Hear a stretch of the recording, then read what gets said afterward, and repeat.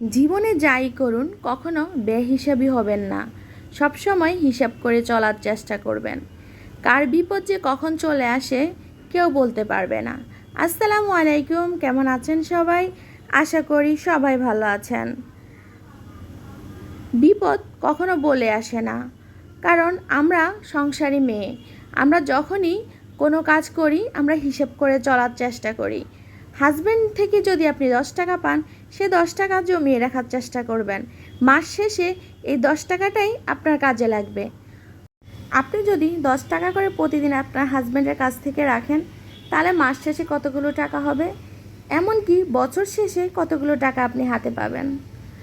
কখন যে বিপদ আসবে সেটা কিন্তু কেউ আমরা জানি না। তাই সবসময় চেষ্টা করবেন টাকাটা জমিয়ে রাখতে। আর আমাদের সমাজে কিছু কিছু মানুষ আছে, তাদেরকে আপনি দাওয়াত করে খাওয়ালেন, তাদেরকে আপনি খুব ভালোভাবে খাওয়ালেন, কিন্তু যখন আপনি কোনো খারাপ পরিস্থিতিতে পড়বেন তখন তারাই বলবে, কি দরকার ছিল এত টাকা খরচ করে মানুষকে খাওয়ানোর, একটু হিসাবি হলেই তো হতো। কিন্তু আপনি যে কার পিছনে টাকাটা খরচ করলেন সেটা কিন্তু তারা বলবে না। তাই সব সময় নিজের জায়গাটা ঠিক রাখতে হবে, কারণ মানুষ আজকাল কথা বলার সময় ভেবে দেখে না যে আসলে এই মানুষটা কোনো একদিন আমার খুবই বিপদের পাশে ছিল। তাই সব সময় এই কথাগুলো মাথায় রাখবেন। তাই কোনো কাজ করার আগে ভেবে চিনতে তারপর করবেন। আমি এখানে মাছগুলোকে ভালোভাবে ভেজে নিয়েছি, আর মাছগুলোকে হলুদ, মরিচ আর লবণ দিয়ে আমি ভালোভাবে মেখে তারপরে ভেজে নিচ্ছি।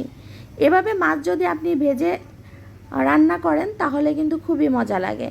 আর আমি এখানে শুধুমাত্র পেঁয়াজ কুচি দিয়ে একটু দো পেঁয়াজু করে নেব, যেটা খেতে হয় খুবই সুস্বাদু।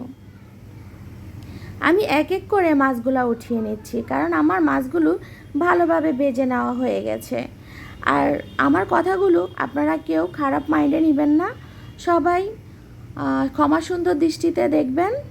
আর আমার ভিডিওর কোনো অংশ যদি আপনাদের ভালো লেগে থাকে অবশ্যই লাইক, কমেন্ট, শেয়ার এবং সাবস্ক্রাইব করবেন। সবাই ভালো থাকবেন, সবসময় আমাদের ভিডিওর পাশে থাকবেন। এখন আমি পেঁয়াজ কুচি আর কাঁচামরিচ কুচিটা দিয়ে দিয়েছি, দিয়ে একটু নাড়াচাড়া করে নিব, তারপর লবণ দিয়ে দিব। লবণ দিলে হবে কি, পেঁয়াজটা একটু নরম হয়ে যাবে তাড়াতাড়ি। আর আপনি এ পর্যায়ে লবণটাই দিয়ে দিবেন আগে। আমার লবণটা দিতে মনে থাকে না, এই জন্য আমি আগে লবণ দিয়ে দিই। আর এখানে আমার মনে হচ্ছিল আর একটু তেল দেওয়ার প্রয়োজন, তাই আমি তেল দিয়ে দিলাম। কারণ যে কোনো কিছু পরিমাণ মতো সব কিছু হলে আসলে খেতে মজা লাগে। আমি এখানে হলুদের গুঁড়া, মরিচের গুঁড়া আর জিরের গুঁড়াটা দিয়ে দেব, দিয়ে ভালোভাবে নাড়াচাড়া করব। এখন আমার মশলাটা কিন্তু একদম ভাজা ভাজা হয়ে গেছে।